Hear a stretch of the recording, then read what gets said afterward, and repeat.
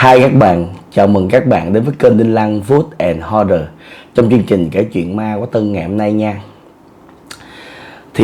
Từ sáng đến giờ các bạn cũng biết rồi, trời mưa nó tầm tã quá thì sức khỏe của Tân nó hơi yếu. Cho nên rằng là Tân kể nó có gì sơ sót thì bạn bỏ qua. Và trong quá trình kể Tân có uống nước để mà nó thông cổ họng, tại vì viêm xoang á, nó làm khó chịu dữ lắm. Câu chuyện ngày hôm nay là một cái câu chuyện mà nó giải tỏa một phần nào cái nghi vấn của các bạn về những cái người công nhân mà bị chôn ở dưới chung cư TK này. Khi mà các bạn đọc những câu chuyện về những người công nhân đó, hoặc là các bạn nghe ai đó kể về câu chuyện đó, thì Tân nghĩ rằng những ai đã thích cái series này, những ai mà quan tâm đến chung cư TK thì đều đọc qua hết rồi những cái câu chuyện ma ở đó, được viết lại bởi những cái người đã từng ở trong đó mà trước đây các bạn đã từng đọc, hoặc là nghe người ta đồn thổi là có người chôn ở dưới đó. Thì câu chuyện hôm nay của Tân là một câu chuyện mà Tân nghĩ rằng là nó giải thích một phần nào tại sao những người công nhân lại bị chôn ở dưới đó, họ là ai. Câu chuyện này Tân biết được là do ngày xưa khi mà Tân đi quay cho một cái hãng. Cái hãng này nó là một cái hãng của Singapore, và nó làm một cái đề tài là đề tài về kinh dị. Có nghĩa là nó đi mỗi cái quốc gia, nó quay từ 10 đến 20 địa điểm mà có điều kinh dị ở đó và nó điều tra. Thì cái việc quay này á, là sẽ có giấy phép, là cấp phép cho đi đó, để mà xin giấy phép mà người của nó đi để mà điều tra thật là kỹ thì tụi nó mới quay. Còn cái sự việc nó không có rõ ràng thì tụi nó sẽ không có quay. Thì các bạn biết á, hiện tại trên thế giới có rất nhiều đài truyền hình, từ Mỹ, ngay cả Discovery hay là bất cứ đài nào của Hồng Kông, của Đài Loan, họ đều làm chương trình về ma. Họ đều đi quay những cái chương trình như vậy để mà họ làm cho cái người xem hào hứng. Tại vì ai người ta cũng tò mò về chuyện kinh dị hết. Thì lúc đó nó có qua Việt Nam để mà nó quay. Thì Tân được mời và được cho thuê cái thiết bị của Tân quay. Thì thiết bị lúc đó nó cũng chỉ là máy chụp hình thôi, nhưng mà là 5D Mark II đó. Thì thời điểm đó mình đang cho thuê những thiết bị digital đó thì mình đi quay. Thì họ quay không phải là gọi là giống như là bình thường là quay theo kiểu phỏng vấn cho vui, mà họ quay thành một cái câu chuyện luôn để họ giải thích cho cộng đồng của họ biết là tại sao nơi đó lại có ma, và là một trong những nơi đồn thổi có ma nổi tiếng ở cái khu vực đó. Thì khi mà đến đây Tân biết một câu chuyện, câu chuyện đó nó giải tỏa cho Tân tại sao mà những người công nhân bị chôn dưới đây. Mà bản thân Tân thì không có điều kiện để biết, nhưng mà nhờ cái đội ngũ mà đi qua nó quay cái đó mà mình biết. Thì thật sự ra đó, ngày xưa khi mà bạn Tân mua nhà ở chung cư TK đó, gia đình nó mua ở đó thì cũng đã nghe rồi, nghe nhiều người nói rồi, chứ không phải là chưa nghe. Nhiều người xung quanh nó nói lắm, rồi những người ở trong đó người ta cũng nghe bà con người ta nói, rồi những người ở xa hơn người ta cũng nghe, nhưng mà không biết tại sao lại có những người công nhân chôn ở đây đó, mà nó có thiệt hay là không đó. Thì khi mà đến đây nghe câu chuyện đó thì họ gặp một cái nhân vật. Thì bà này được cho là một trong những người đã chứng kiến sự việc và biết rõ nhất về cái sự việc đó. Bà này là một trong những cái người mà nhà của bả đó thì ở trên giữa cái đoạn đường mà đi đến chung cư TK. Và bả là người Hoa đó, bả bán nước bên đường thôi. Thì bạn biết gần cái khu vực này có nhiều người ta bán nước lắm, tại vì gần bệnh viện và gần những cái nơi mà lao động mà chợ mà, thì họ bán nước rất là nhiều. Thời đó là chưa có siêu thị 24 giờ để bạn đi mua. Thời đó là đi tìm những cái gánh nước, những quán nước ven đường để mà mua. Thì bà này bà mới nói là cái sự việc này nó xuất phát từ một cái điều mà bà không biết là rõ ràng hay không, nhưng mà bà biết được rằng có vấn đề ở trong cái sự việc mà bà muốn kể cho cái đội ngũ đó nghe là như vậy. Vào cái thời đó lúc mà xây dựng cái chung cư TK này á, là một cái đội ngũ rất là hùng hậu. Cái người kiến trúc sư xây dựng là người Hồng Kông, nhưng mà cái người đốc thúc, mình gọi là đốc công đi, là cái người đốc thúc các cái bộ phận, thì có rất nhiều đốc công, chứ không phải là chỉ có một người mà đốc thúc hết tất cả dự án. Có nghĩa là mỗi cái dự án á, là đều có rất là nhiều người đốc công. Ví dụ người đốc thúc xây dựng lô C, người đốc thúc xây dựng lô B, người đốc thúc xây dựng lô A, rồi cái người nào là đốc thúc đổ móng hay là làm gì đó, là mỗi người đó đốc công là mỗi người khác nhau, làm ca giờ khác nhau. Thì khi một cái công trường như vậy nó xây dựng lên đó, nó tạo điều kiện cho rất là nhiều người khó khăn họ sinh sống. Thì ở gần đó, theo lời bà này kể đó, là ở gần đó có một cái gia đình. Thì gia đình này nó rất là bất bình thường, nó không bình thường như mọi gia đình khác. Ở trong gia đình này có 4 thành viên, thì có lẽ cái người lớn tuổi nhất là một cái người đàn bà đã bị bệnh và bị nằm liệt giường nhiều năm, và nói thẳng ra là đang chờ ngày quy tiên thôi. Còn lại là 3 người, còn lại là có 3 người. Thì trong đó là có 2 vợ chồng và một cô con gái. Nhưng mà 2 vợ chồng này á, cái cô con gái này á, là đều có biểu hiện tâm thần. Biểu hiện tâm thần theo lời bà này kể á, là không phải cái loại người mà coi như ngơ ngơ ngáo ngáo không biết gì. Có nghĩa là họ vẫn biết đi kiếm tiền, đi bán vé số, đi bán nước sinh sống, nhưng mà họ rất là gàn dở, và họ có những cái biểu hiện của người tâm thần. Là theo cái lời bà này kể thì chắc các bạn, những người mà va chạm trong cuộc sống nhiều thì các bạn cũng biết, tâm thần nó biểu hiện rất là nhiều thể loại khác nhau. Có những người ta nhìn tỉnh nhưng mà ta tâm thần, có những người ta bị tâm thần nhưng mà không phải là quá nặng, người ta có cái gì đó bất bình thường. Thí dụ như người ta ăn mặn hơn so với bình thường, người ta đổ nước mắm chan canh, ví dụ vậy, thì những người đó cũng là tâm thần. Hoặc là gây chuyện những người xung quanh cũng gọi là tâm thần. Thì cái gia đình này là một trong những cái gia đình mà bà này biết là bị tâm thần, và thường xuyên đi qua lấy hàng, lấy nước, lấy đá, lấy trà của bà này đi bán kiếm tiền bỏ mối ở bệnh viện. Thì cái bà mẹ ở trong nhà này đó là cái bà già lớn tuổi nhất đi, thì mình không nói tới. Thì cái bà đó bà bị nằm thôi thóp rồi, mình không nói tới. Mình nói tới 3 thành viên mà còn lành lặn. Thì cái ông chồng á là bỏ đi đâu thì không ai biết. Ông chồng bỏ đi đâu thì không ai biết, rồi không thấy trở về nữa. Ở trong nhà đó rốt cuộc là còn có 2 mẹ con. Thì bà mẹ tâm thần mà cô con gái cũng bị tâm thần. Bà cô gái cũng bị tâm thần y như vậy luôn. Và công việc chính của 2 người này á, là đi ra 2 cái bệnh viện gần ở đó để mà bán nước dạo, bán nước suối, bán coca, rồi bán nước sâm. Họ đi lấy hàng vòng vòng đó, họ đi bán. Thì từ khi cái công trường này xây lên á, thì 2 mẹ con này á, chia nhau ra. Thì bà mẹ đó, bà bán buổi sáng ở công trường này. Tại vì đã từng mới nói rồi, có rất nhiều bộ phận và rất nhiều đốc công. Thí dụ buổi sáng một bộ phận làm việc riêng, nhưng mà ban đêm người ta vẫn làm việc. Để kịp tiến độ thì ban đêm vẫn có một đội ngũ thợ họ làm việc, để mà họ đào móng, họ xây dựng. Chứ không phải ban đêm họ được nghỉ. Nhưng mà ban đêm họ làm trong cái kiểu bớt ồn ào. Cái lượng thợ á, bớt lại hơn 80%.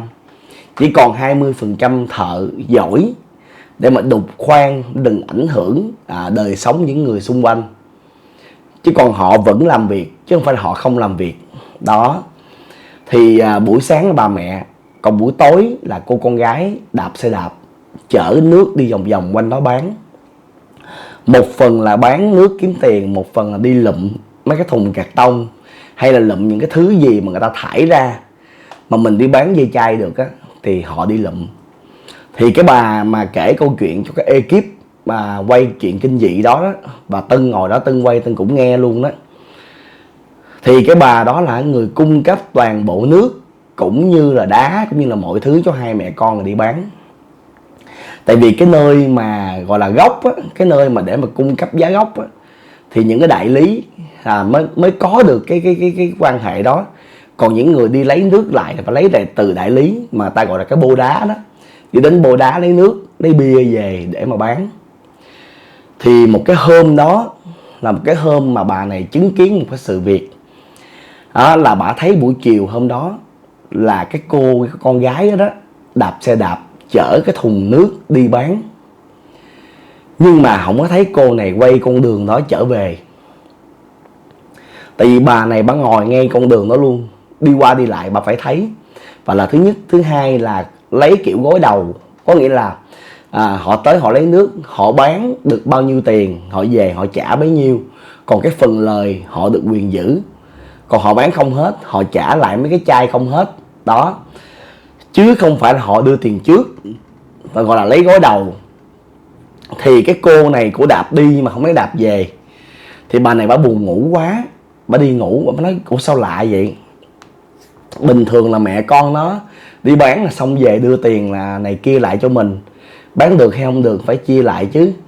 Sau lần này không thấy nó quay trở lại, thì bà nói thôi là chắc nó đi đường khác nó về, hoặc là nó có công việc gì đó, nó ngày mai nó qua đó. Thì bà mới dẹp hàng, bà vô bà ngủ.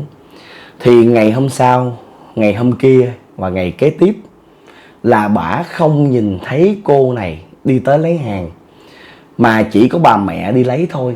Thì khi hỏi bà mẹ đó là ủa con gái mày đâu, sao nó không có qua nó trả tiền hàng ngày hôm qua, thì bà mẹ bị tâm thần mà trả lời ba lới gì không à. Bà không có trả lời vô trọng tâm. Bà nói nó đâu có về đâu mà trả tiền, nó đâu có về đâu trả tiền gì, bà đợi nó về để trả tiền là bà mẹ đi về. Tức có nghĩa rằng là bà mẹ này cũng không có quan tâm đến cô con gái. Bạn hiểu không? Dạng bị tâm thần, mạnh ai nấy lo. Bà mẹ cũng không có xót xa hay là cũng không có quan tâm cô con gái. Mà bằng chứng đầu tiên là người chồng bỏ đi, bà cũng không có khóc, không có buồn. Mà bà mẹ nằm thôi thóp á, ở đó á, bà cũng không biết bà có đưa đi bệnh viện không, hay là bà có cho đút đồ ăn hay không, mình cũng không biết nữa. Tân chỉ nghe câu chuyện về cái người con gái thôi, mà con gái bà không về bà cũng không quan tâm luôn đó. Mà cái bà bán nước thì phải quan tâm. Bà quan tâm thứ nhất là bà có tình người, thứ hai nữa là cái thùng hàng bà chưa có được thối tiền lại. Thì bắt đầu lên 1 tuần, lên 2 tuần mà cũng không thấy cái cô này về. 1 tuần 2 tuần cũng không thấy cô này về. Thì bà này bà mới nói bà mẹ của cô đó là mày đi báo chính quyền thử coi sao, chứ con gái con lứa mà nửa đêm hôm đi bán có chuyện gì không. Thì bà mẹ mới nói là không có chuyện gì hết trơn á, không có chuyện gì đâu, đi đâu kệ nó, quan tâm làm gì. Cái là bà mẹ cũng không quan tâm. Con mà đi 1 tuần 2 tuần mà không quan tâm, không có chịu báo chính quyền, không báo gì hết, không có nói nói năng một câu nào hết. Thì một cái chuyện đó nó qua đi tầm 1 tháng, thì bà này bà cũng không biết nói làm sao. Đó là bà định đó là qua 1 tháng là bà sẽ nói với bà mẹ của cô đó là phải trả tiền hàng cái thùng đó lại. Mà bà đang trong bụng không biết nói như thế nào, tại bà này bị điên. Bây giờ nói liệu bà có trả không, hay là bà kêu là con gái bà lấy thì con gái bà trả đó. Thì bà không biết nói làm sao. Thì có một cái nhóm công nhân làm ban đêm ở trong đó, thì bà này còn nhớ rất là kỹ. Cái nhóm đó là khoảng là 10 người, là trong đó là 8 người Việt Nam, 2 người là người Hồng Kông. Họ ra đó uống nước. Thì bà này bà mới nói rằng là ủa hôm bữa đó có một con nhỏ nó bán nước, nó chạy vòng vòng đó, mấy chú có thấy không. Thì cái nhóm này á, là họ im lặng. Nhưng riêng 2 thằng Hồng Kông á, nó quay qua nó hỏi cái người và nó là bà này nói cái gì. Thì có một người thông dịch lại. Thì khi mà thông dịch lại cái chuyện đó thì 2 thằng Hồng Kông với cái nhóm này đứng lên trả tiền, và cái vẻ rất là gấp gáp bỏ đi vô lại trong cái công trường. Chứ không giống như mọi khi, có những lúc họ ra ngồi họ uống, họ ngồi họ tám đến 1-2 tiếng đồng hồ là chuyện bình thường. Nhưng mà khi nghe hỏi gì cái cô đó là họ đứng lên và họ đi vô trong kia.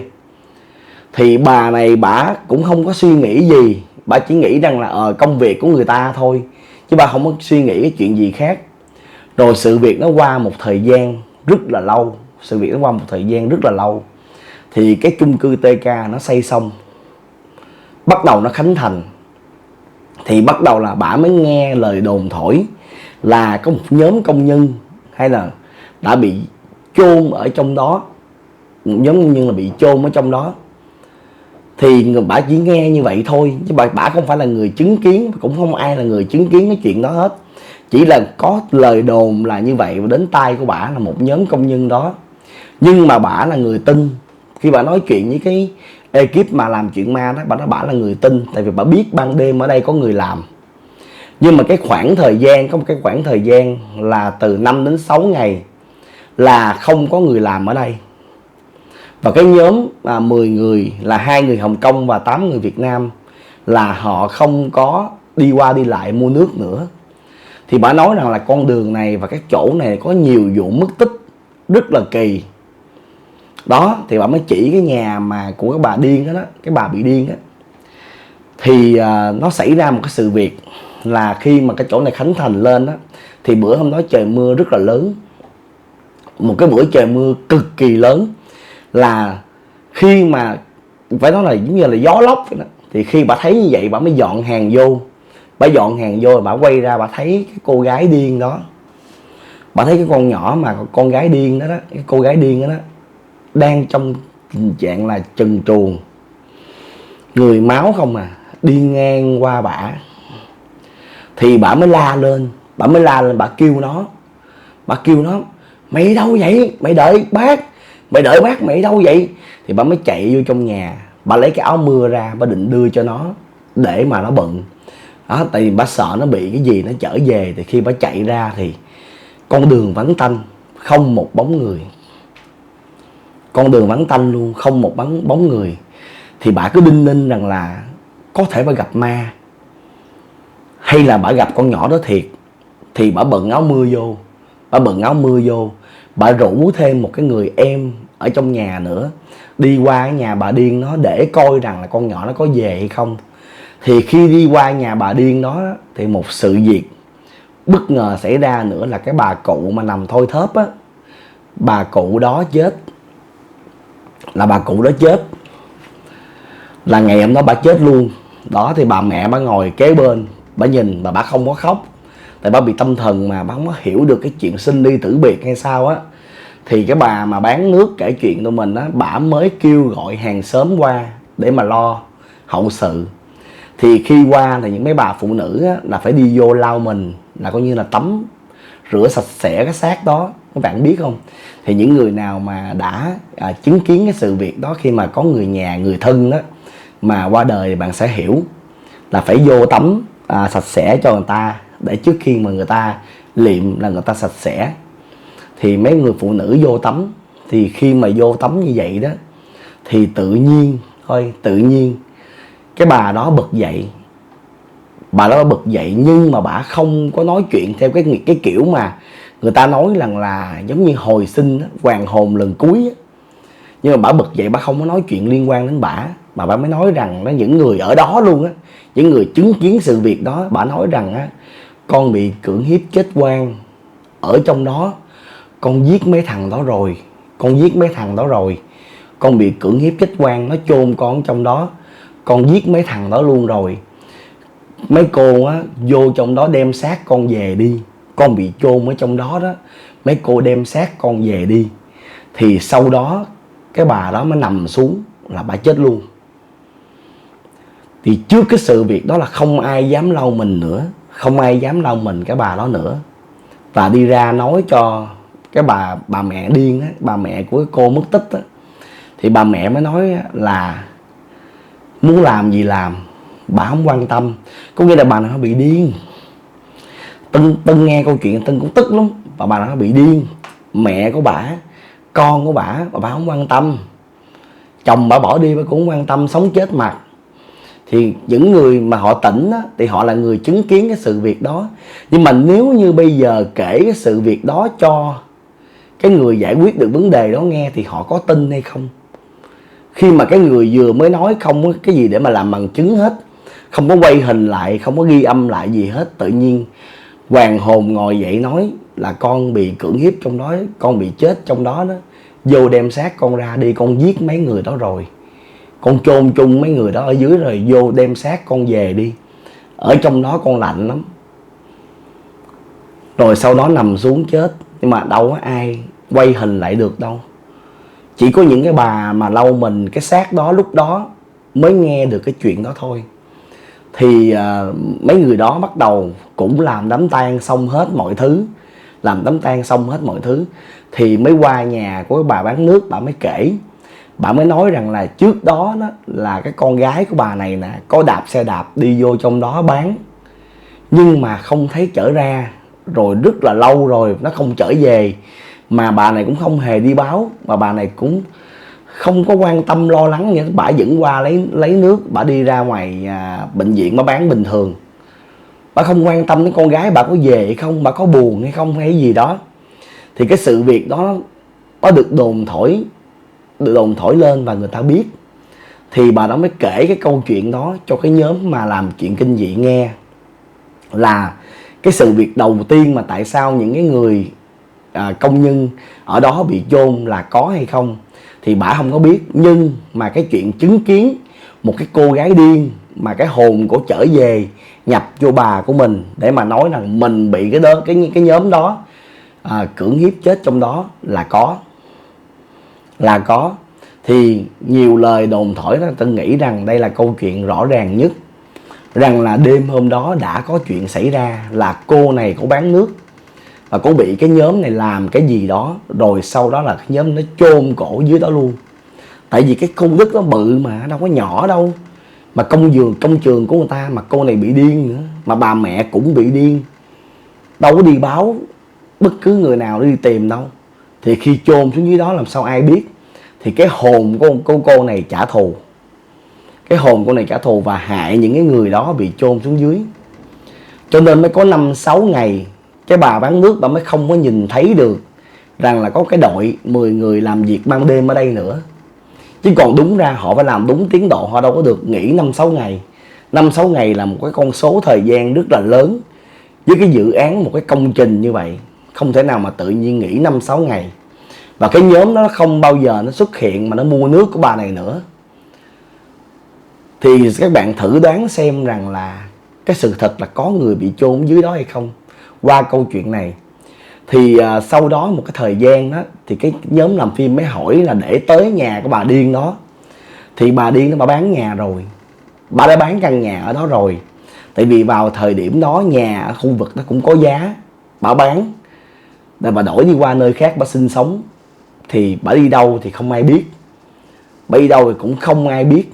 Nhưng mà có một cái sự việc là lâu lâu bà bán nước này bà vẫn nhìn thấy cái cô đó trong tình trạng là không bận đồ, máu me và đi qua đi lại. Mà cứ mỗi buổi chiều mưa bão là bị.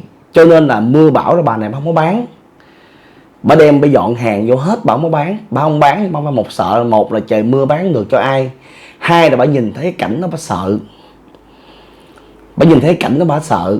Thì sau này khi mà Tân không có quay cho nhóm đó nữa, và nhóm đó nó không có quay cái chuyện này lên, là vì nó nói rằng là mọi cái nhân vật xung quanh cái câu chuyện bà bán nước này kể đó không có còn ai hết, thì không thể nào quay được. Ví dụ như còn cái bà khùng, bà mẹ đó, thì còn xác định được cái cô đó không trở về.